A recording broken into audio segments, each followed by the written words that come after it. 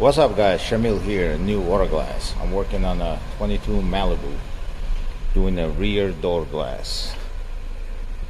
So, how to take off the panel. There's screws, screw in there, screw in here, and also screws behind this thing. So this one pops out, it's very tight. There's two screws behind it, right there. There's two screws under the panel. Then to get the glass in, you take this cover off. There's two screws for the cover right here and one screw right there. Once you take that off, also you got to take the channel off. This channel off.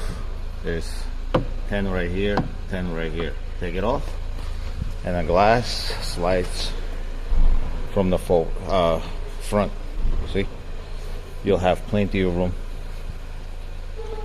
Alright, just a quick tip on the 22 Malibu rear door glass. Still working on it.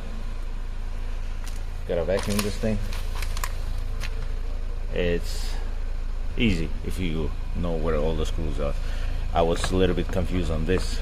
I didn't want to break it, but then I realized this pops out. Just gotta be careful popping this out. You might break, you know, this flimsy plastic. Alright guys, so just a quick video and have a good day.